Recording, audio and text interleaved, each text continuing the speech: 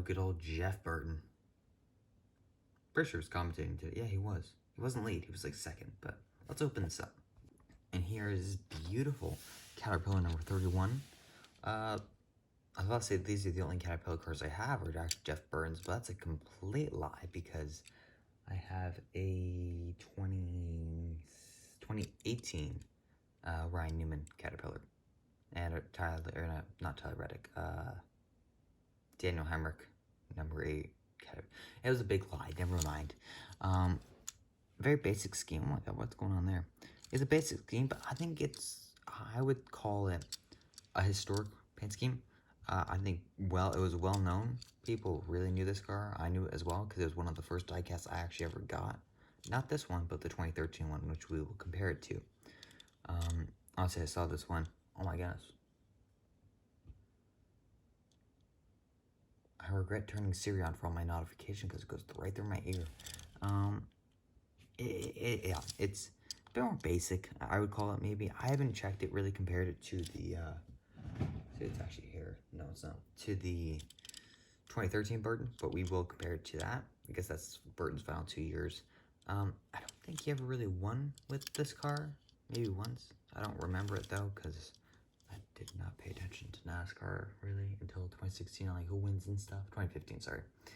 So, yeah. Taking a look at this car, though, quickly. Before we compare it, we got Caterpillar on the front, Chevy, Impala. I love these Impalas. I don't care what you say. Maybe it's not a stock car, but it is in my heart. Sunoco, a couple more contingencies. No RCR logo here, which is strange. Goodyear, NASCAR Sprint Cup Series. All feels weird to say. Couple more contingencies. 31 BB&T, Caterpillar, Wheaties, contingency galore, Menards,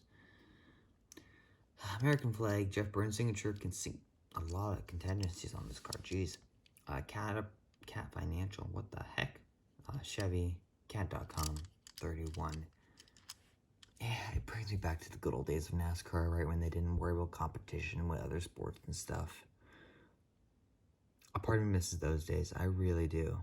I wish we kind of just keep that, but, you know, they want to change stuff, and there's nothing we can do about that, but, you know, it's so weird seeing the Sprint Cup logo, or seeing a bunch of contingencies on a car. I mean, look at these cars now. Okay, you know, maybe let's look at it. 2020. There's no contingencies. Where have they all gone? They don't just disappear like that. Did NASCAR actually lose all those partners, or like, what's going on here?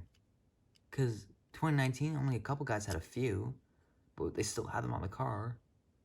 I mean, they're nowhere on the 2020s and 2021s and stuff. Yeah, that's all I can say. I don't know what's going on. A bit of errors here with this with the decal placement.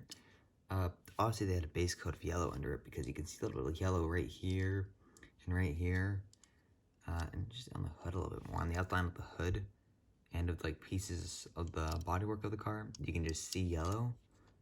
It's almost like a yellow paint chip right there as well. Yeah, they didn't do a good job. Guess I should zoom out for this. Wrapping the car. Quotations there. Menards. That also brought me back to some good old days, back when Paul Menard raced with RCR. Beautiful Menard paint scheme. Some of them actually being made into the car, or into diecast form. Oh my gosh, I have a 2016 Caterpillar as well. I didn't even know I had a 2016. I forgot I had a 2016 Cat. Oh my goodness, I have a 2017 as well with my Newman throwback. I forgot about all these. This car is very paint chipped. Okay, let's just ignore all the paint chips. I got this in 2013 when I was a little kid. That was 9 years ago. I would have been 7. So yes, I played with these cars, and I didn't keep the boxes because I was stupid, so deal with it. But we are going to quickly compare it to the 2013.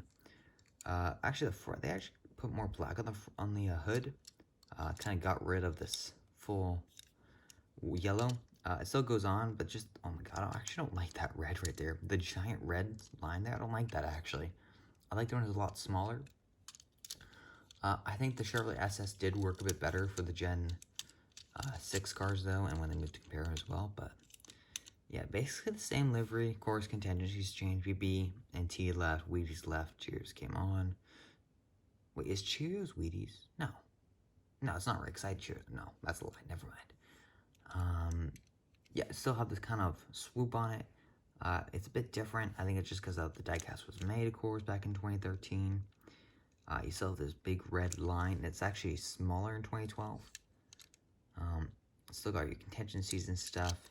The card did not change much. It did change at the back, though. They made this black go all the way around the card. Stopped, actually went like a line more. And it's all white, or not white, it's all yellow up here instead on the deck lid. On the rear end, completely kind of changed it because, of course, the Chevrolet SS had new kind of decal placement. So you couldn't really get the swoop on the rear bumper, so it kind of got cut off a bit. Top is always kind of normal. It's paint chipped as well as a lot, but what are you going to do? And, yeah, I'm convinced these cars were longer. They were. Okay, maybe not by much, but these 2012 cars were longer. Slightly. Yeah, I'll put it at the tip. Bingo, I knew it.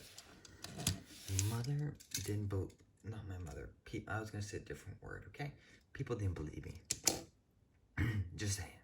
Just proved y'all right, or wrong. Also, don't know what's going on with this windshield here. I saw it's been on a bunch of my cars, but I just don't understand what's going on with the placement. What that is, maybe just to hold it in. Is that the Newman bar? No, there's no way that's the Newman bar. I actually have no idea where the Newman bar is on this car. Is that the top, I think? That could be it, actually. It's a piece of glass, though, so I highly doubt it is, but one could hope. I mean, this is a nice car, though. I like it. Any 2012s or anything newer you can get in that era, the Gen 5 cars, if you can get a COT of this car, you're golden. Any COT works, but, like, yeah. COTs are great. I love the 2012 cars. It's the same as my love with the 2015 Indy cars. It's not what I grew up on, actually. I grew up on Gen 4 cars, actually, because I was born in 06. It was 6 years, not 6 years later, I guess 4 years later that these... Oh my goodness, no. Gen 5s came out in like 08, didn't they? Well, I'm thinking they came out in 2010 because the Technics game came out in 2010. And that was my first actual gameplay of NASCAR. Oh my goodness, I'm dumb. 2.5 years so I had the Gen 4 cars. The 2012 was most of my life. They went from 08 to 2012. That's 4 years. Okay, so Gen 6 is actually most of my life. And that went from 13 to 21. That's 8 years. Yeah. Okay, so maybe... okay, whatever. You know what? Screw it. I'm not even going to attempt to do the math there. It's too late. It's 11:30. I should not. I know. I gotta go to sleep. It is a nice car, though. So if you can find this for a pretty good price, I'd pick it up. Don't buy it. It's like 20-25 bucks. I got this thing for 10 bucks Canadian, which is like, I guess, $8.99 or something. Not $8.99. It's like somewhere in the $8, maybe a low $9. It's a good price, I would say, for these. It was 20 bucks really, like the 2021s and newer. So, you know, I think I lucked out with what I bought. It's nice though. It's classic, I call it. It's obviously not a classic for some people, but for me, and you know what, it's a classic. Deal with it. I'm gonna call it a classic, and you can sue me if you want, but I mean, there's no reason to sue me, I guess. Oh my god, I'm getting a message. All I'm gonna say is that Snapchat is I'm starting to hate Snapchat. It is though. It's just this little piece right here that's weird. I mean, what's going on right here? Is line also custom boxes? Fine, I'll bring these back. I don't care. You made my childhood, but you also kind of ruined it. So fix your boxes. These things are nice. Like, I like having this customization. It doesn't have the driver's name on it, sure, but each team had customized boxes. Sometimes, I guess I should be clear. Sometimes.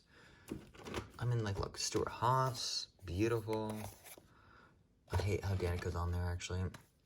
Joker's Racing kind of did a special one with... That's a sticker. Oh my goodness, it's a sticker.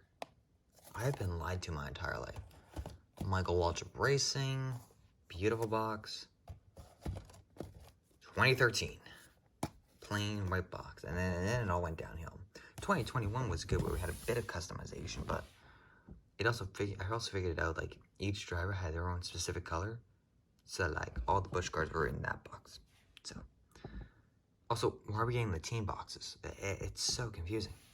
I've gone ranting on more about the places than the boxes in the cars, but there's nothing rant about this car. Jeff Burton maybe didn't run well in this car, but he made sure this thing looked beautiful. I guess Randy Newman also ran this car, so yeah, and finished second in the postseason with it. Jeff Burton, you can never, I guess. So that's it for today's video. Don't forget to comment, like, and subscribe so you never miss another video. I can't do my thumbnail right now, dang it. Hope you guys enjoyed. I'll see you guys all in the next one. Goodbye.